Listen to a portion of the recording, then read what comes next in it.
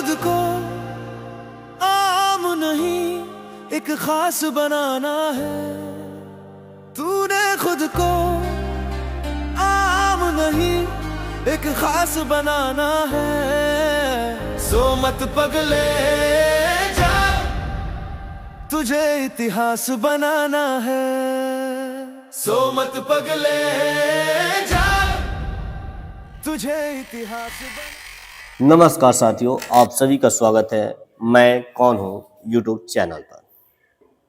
आप इस चैनल का नाम देखकर और सुनकर हैरान हुए होंगे। आप सोच रहे होंगे कि यह कौन है जिसने ऐसा चैनल बना दिया भाई, और इस चैनल का उद्देश्य क्या है। तो साथियों, मैं भी यही जानना चाहता हूँ कि मैं कौन हूँ। जैसा कि अभी तक मैंने 12 वीडियो इस चैनल पे अपलोड कर दिया है, और इस वीडियो के माध्यम से मैंने अपनी जानकारी आप सबको उपलब्ध कराई है।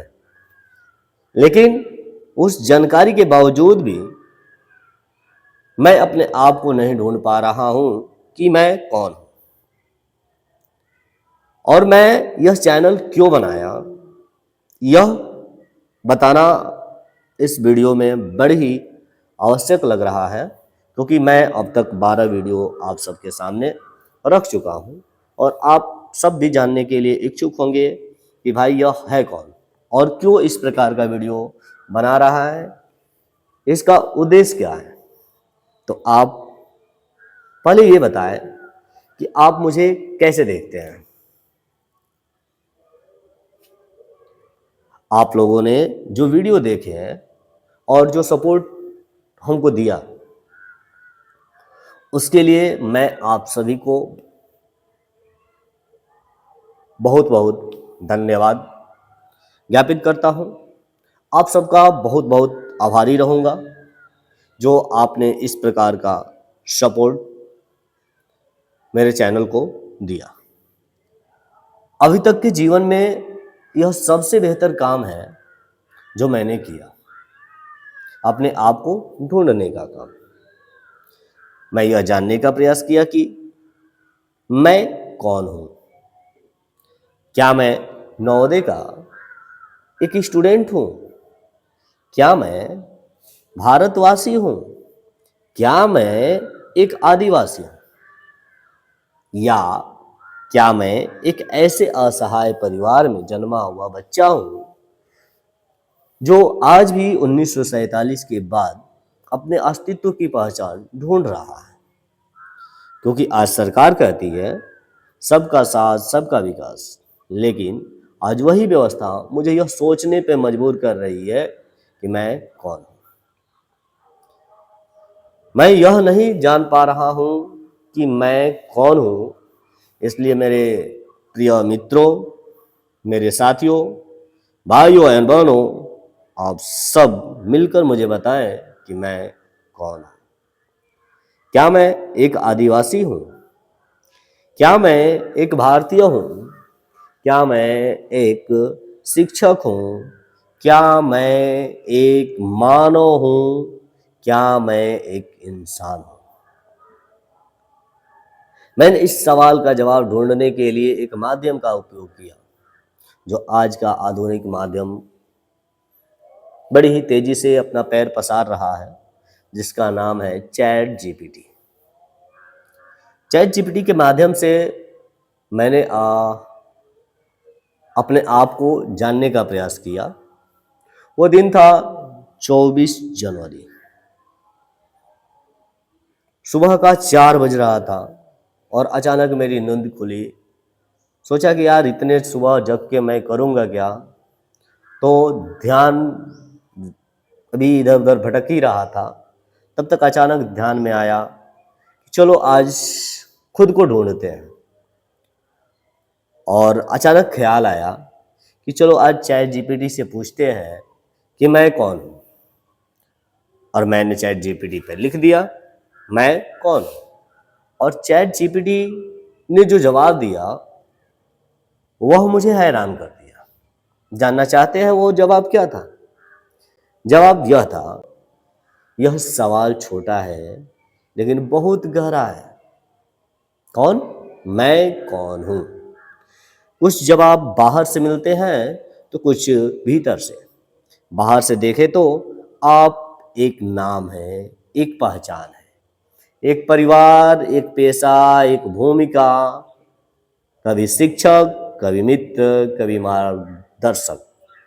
लेकिन भीतर से देखें तो आप सिर्फ नाम या भूमिका नहीं है, आप सोच हैं, संवेदना है, आप वह है जो न्याय देखकर विचलित होता है, जो बच्चों के भविष्य की चिंता करता है, जो समाज को बेहतर बनाने की बात करता है। आप वह है जो सवाल करता है, जो भावुक होता है, जो भीड़ में रहते हुए भी सही का साथ देना चाहता है। असल में आप एक यात्री हैं जो सीख रहा है, बदल रहा है और अपने भीतर उत्तर खोज रहा है। और सच कहूं, जिस दिन इंसान यह पूछना बंद कर देता है मैं कौन हूं, उसी दिन उसका विकास रुक जाता है। इसलिए यह सवाल होना ही बताता है कि आप सिर्फ जिंदा नहीं हैं, आप जागरूक हैं। उसके बाद मैं कई सवाल जवाब किए और अपने आप को समझने का प्रयास किया। ये घटना सुबह 4 बजे की थी और उसी दिन का जो फर्स्ट वीडियो मैंने अपलोड किया मैं कौन हूँ चैनल पे, मैंने कभी सोचा भी नहीं था कि मुझे पहला वीडियो अपने चैनल पे यही देना होगा। और जब मैंने अपने चैनल पर यह वीडियो रखा जिसने आप सबने मिलकर बहुत ही बेहतर उस वीडियो को रिस्पांस दिया, वो घटना थी बैरिया तहसील की जो अचानक घटी थी। अब मैं इस वीडियो के और इस चैनल के माध्यम से अपने आप को वास्तव में ढूंढ रहा हूं। उस घटना के बाद 24 तारीख की घटना के बाद, ये घटना 24 तारीख की भले ही है लेकिन आज भी हमारे साथ चल रही है, चल ही नहीं रही है, दौड़ रही है। आप सोच रहे होंगे कि कैसे। जानते हैं यह घटना जो 24 तारीख को घटी, 24 तारीख के बाद 26 तारीख 27 तारीख तक ये घटना बड़ी ही रेस में थी। काफी घर वालों का दबाव था कि तुमने ऐसा क्यों किया, लेकिन मैं जो किया था गलत नहीं किया था, ना गलत किसी उद्देश्य से किया था। लेकिन अब आगे वाले ने क्या सोचा, किस प्रक्रिया में, उस वीडियो में जो दृश्य देखे हैं या इस वीडियो में जो दृश्य देख रहे हैं, ये घटना उसी 24 तारीख की है। और बार बार मैं उस वीडियो में या हर एक वीडियो में मैं इस घटना को लगा रहा हूं क्योंकि ताकि मैं वास्तव में जान पाऊं कि मैं कौन हूं। चलिए अब मैं आज इस पार्ट 13 में अपने आप को आपके सामने वास्तविक रूप से रख रहा हूं। मैं उत्तर प्रदेश जनपद बलिया तहसील बैरिया का निवासी हूं। मेरा जन्म 25 जुलाई 1996 को एक गौड़ परिवार में हुआ। मेरे दादाजी भी गौड़ थे, उनके पिताजी भी गौड़ थे, मेरे पिताजी भी गौड़ हैं। और मैं उन्हीं गौड़ परिवार के सर्टिफिकेट के दौरान जो सरकार के द्वारा, उत्तर प्रदेश सरकार के द्वारा जारी होती है, 2006 में मैं उसी सर्टिफिकेट से नवोदय विद्यालय का परीक्षा पास किया और नवोदय विद्यालय में प्रवेश लिया। मेरी पढ़ाई भी सरकार के द्वारा जारी जाति प्रमाण पत्र के आधार पर हुई। 2013 में मैं नवोदय से निकल कर की तैयारी के लिए, ग्रेजुएशन के लिए निकला। मैंने बनारस यूनिवर्सिटी यानी कि BHU की तैयारी की और मेरा चयन भी हुआ। उस समय मेरा उसी कैटेगरी जो यानी कि उसी सर्टिफिकेट पे 27 रैंक था और मुझे जो कॉलेज अलॉट हुआ वो था DAV कॉलेज। लेकिन पारिवारिक परिस्थिति के कारण मैंने अपना एडमिशन छोड़ा। जानते हैं क्यों? क्योंकि मेरे परिवार में कोई भी ऐसा व्यक्ति नहीं था जो अच्छा खासा पढ़ा लिखा। यानी कि मैं खुद अपने परिवार की बात करूं, अपने पिताजी की बात करूं, अपनी मम्मी की बात करूं, तो मेरे माता और पिता दोनों ही अंगूठा छाप है। शिक्षा यानी कि नहीं है। और एक परिवार में बड़ी ही समस्या होती है जब अचानक एक मोटी किस्त का मूल्य, पैसा कहीं लगाना होता है। ठीक ऐसा ही कुछ हुआ और मैंने डीएवी का एडमिशन कैंसिल किया। इसके बाद काफ़ी ही लाइफ में उतराव चढ़ाव आए, अप डाउन हुए, काफ़ी गांव लोगों का ताना मिला। जानते हैं क्या वो ताना था? वो ताना था कि नवोदय में पढ़ के तुम्हार लड़का का कैलियास। और हर रोज पिताजी की डांट, कभी गांव वालों की बात सुनने को मिलता था। सफर किया, कभी कोलकाता, कभी पंजाब, कभी दिल्ली, कभी राजस्थान। वो आखिरी टाइम था जो हमारे जीवन को बदला, वो था 2016। वो नवंबर का दिन था जिस समय ये हमारे देश के बीच एक बड़ी ही गर्मा गर्म माहौल चल रहा था। वो था दिन नवंबर नोटबंदी का। उसी दौरान मैं राजस्थान से वापस आया और मैंने 25 दिसंबर 2016 से बच्चों को पढ़ाना शुरू किया। आज मैं Rudra education and development institute का निदेशक हूं। मैं खुद ही एक शिक्षक हूं, खुद ही एक संचालक हूं। मैंने गरीब और जरूरतमंद बच्चों को निःशुल्क शिक्षा देने का संकल्प किया है। उस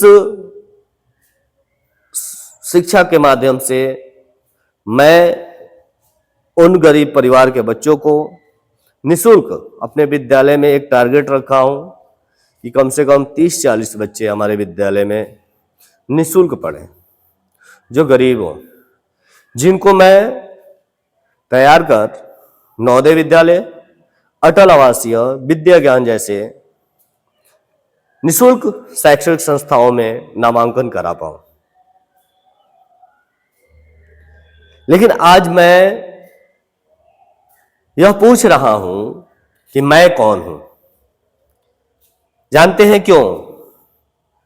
क्योंकि मैं एसटी समुदाय से आता हूं और बलिया में जो हमारा तहसील या बलिया का जो क्षेत्र है, जनपद है, उनमें एसटी समुदाय के बच्चों का भविष्य क्या है, ये शायद हमारे समाज के जो भी सामाजिक लोग हैं उनसे छिपा नहीं है। लेकिन आज भी ये एक सोचने वाली विषय है कि हमारी वर्तमान सरकार भले ही जोरों जोर से चिल्ला रही हो सबका साथ सबका विकास, लेकिन इस विकास की कड़ी में ये जाति कहां है?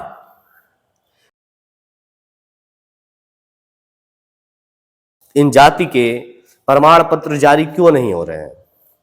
जैसा कि मैं इसी एसटी परिवार से हूं और मेरा मुद्दा मेरे लिए जाति प्रमाण पत्र का नहीं है। मेरे समुदाय में आज भी ऐसे लोग हैं जिनकी पहली पीढ़ी अभी शिक्षा की तरफ बढ़ने का प्रयास कर रही है। मैं उन लोगों के लिए एक विचार लेकर 24 जनवरी को तहसील के धरना में गया, लेकिन हमें मिला क्या? लोगों का एक झुंड, भेड़ के जैसा, जो अगर उदाहरण दिया जाए कि अगर एक भेड़ कुएं में गिरती है तो सारी भेड़ें उसके पीछे पीछे चली जाती है। तो ठीक इस दृश्य में ऐसा ही हुआ था जो 24 जनवरी को हुआ था। इसके बाद मैंने सोचा कि चलो क्यों ना कुछ किया जाए, कुछ देखा जाए कि हो क्या रहा है। इस सिलसिला में मैंने 29 जनवरी को अपना आवेदन अपने साक्ष्य के साथ आवेदित कर दिया। इसके परिणाम स्वरूप हमें मिला क्या? मिला रिजेक्शन, यानी कि हमारे जाति प्रमाण पत्र को रिजेक्ट कर दिया गया, यह कहते हुए कि आप अपने पिताजी का जाति प्रमाण पत्र लगाइए। ठीक, मैंने इसका कंप्लेन फरवरी 2000 यानी 7 फरवरी 2026 को 1076 पे किया। वो कंप्लेन लगातार आज भी जारी है और आज से 2 महीना पहले जो आज का पार्ट 12 जो 2 दिन पहले चढ़ाया गया है, उसमें कुछ रिकॉर्डिंग भी डाले गए हैं जो 1076 के वार्तालाप हैं। इसके बाद हमारी सिलसिला ऐसी चलती रही कि अभी तक भी जाति प्रमाण पत्र जारी नहीं हुए हैं। इस बीच मैंने 1 महीना पहले अपने उप जिला अधिकारी महोदय को भी लिखित रूप से अपने साक्ष्य के साथ आवेदन की दिया है, स्पीड पोस्ट किया है, अपने जिला अधिकारी को भी स्पीड पोस्ट किया है। फिर भी अभी तक कोई भी सूचना हमें प्राप्त नहीं हो पाई है। अब बताइए कि मैं अपने बारे में इतना सब बताया कि मैं एक पढ़ा लिखा व्यक्ति हूं, फिर मेरे साथ अगर ऐसा हो सकता है तो इस समुदाय में जो लोग हैं जिनकी शैक्षणिक अवस्था आज भी नग्न है, उन लोगों के साथ आज क्या हो रहा होगा। मेरे पास मेरे पिताजी का 1996 का सर्टिफिकेट है। मेरा खुद 2006 में मैंने नवोदय किया, उसी सर्टिफिकेट से 2013 में बीएचयू क्वालिफाइड किया, 2016 का सर्टिफिकेट है, 2022 का सर्टिफिकेट है, 2024 का केंद्र का सर्टिफिकेट है। इसके पश्चात भी मेरे आवेदन को यह कहते हुए अस्वीकार किया गया कि आप भरभुजा हैं। ये हमारे लेखपाल महोदय हम पे वार्तालाप करते हुए बताए थे फरवरी माह में, लगभग 18 या 20 फरवरी होगा, या लगभग एक बार दूसरी बार जो कॉल आया था वो टाइमिंग था 25 से 24 फरवरी के बीच। उस दिन लेखपाल महोदय का ही नहीं, कानगोई महोदय का भी फोन आया और फोन के माध्यम से ये पूछा गया कि आप कौन है, एड्रेस पूछा गया और इस आधार पे मेरे आवेदन को अस्वीकार कर दिया गया। अब पता नहीं उप जिला अधिकारी महोदय ने क्या देखा, आगे 1076 पे मेरे आवेदन को, मेरी कार्रवाई को निस्तारित कर दिया गया था। मैंने फिर पुनः कंप्लेन किया कि उसको जारी किया जाए। मेरा जो परेशानी है वो सॉल्व नहीं हुआ है।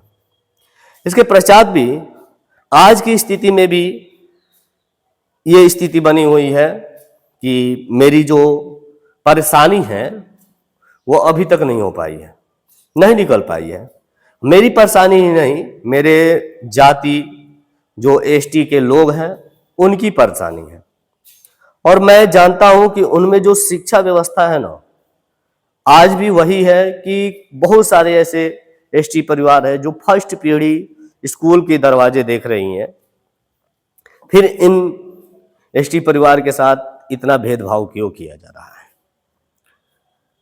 जानते हैं, अगर आप कहें कि आरक्षण क्यों जरूरी है, आपको क्यों आरक्षण चाहिए, तो ऐसे देखा जाए तो आरक्षण तो सबको दिया जा रहा है, चाहे वो जनरल कैटेगरी हो, चाहे ओबीसी कैटेगरी हो, चाहे एससी कैटेगरी हो। फिर एसटी के साथ ऐसा भेदभाव क्यों किया जा रहा है?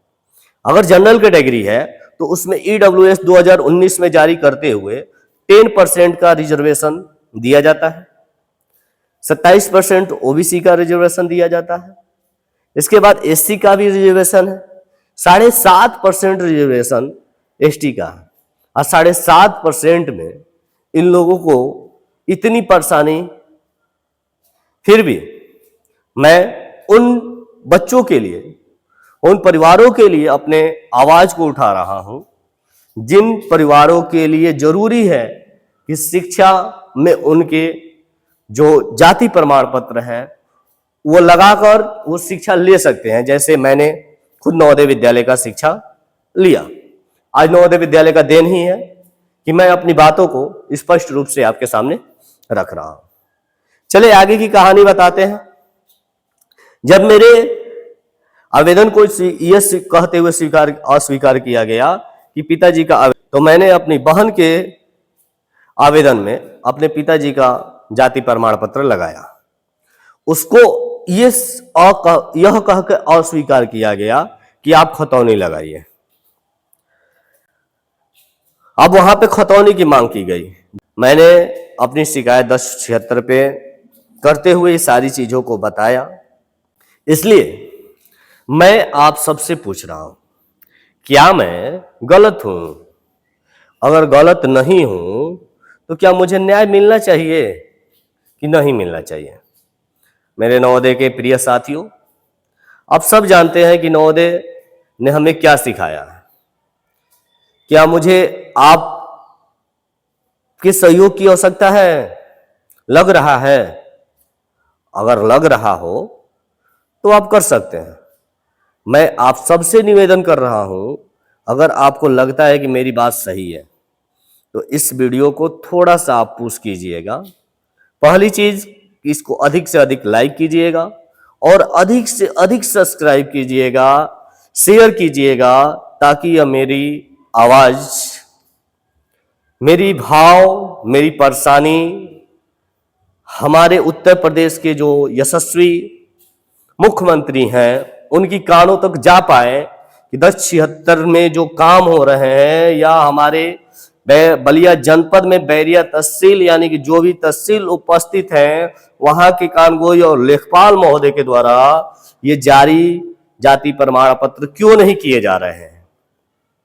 अगर नहीं करना है तो कम से कम ये तो बता दें कि हम लोग जाएं तो जाएं कहां, किस कैटेगरी में जाएं। सवाल यह है क्योंकि अभी यूपी टेट का पेपर आया है। यूपी टेट मेरा खुद डीएलएड है। मैंने अपने आवेदन तो एसटी से कर दिया, लेकिन कल अगर यूपी टेट या एग्जाम पास होने के बाद मुझसे कहा जाए कि आप करेंट जो जाति प्रमाण पत्र है उनको लाए, तो बताइए, मैं इतने दिनों से आवेदन करने के पश्चात भी नहीं पा पाया, तो क्या यह कहा जा सकता है कि मेरी सफलता के बाद मुझे आवेदन पत्र दिया जा सकता है या मुझे आवेदन पत्र प्राप्त हो सकता है? ये एक सवाल है। इसलिए मैं आप सबके माध्यम से यह जानना चाहता हूं कि मैं कौन हूं। क्या यह चैनल का उद्देश्य, यह चैनल का काम क्या था? यही देखना था कि वास्तव में आप कौन हैं। आप अपनी सोच से ऊपर उठते हैं, क्योंकि मैंने अपनी सोच से ऊपर यह बताया कि मैं कौन हूं। और जब आप ढूंढेंगे एक शिक्षित नागरिक के नाते, तो आप पाएंगे कि आप कौन हैं। मैं यही जानता हूं अपनी शिक्षा व्यवस्था के कारण। बस यही मिला कि अगर मैं हूं तो सबसे पहले मैं भारतीय हूं।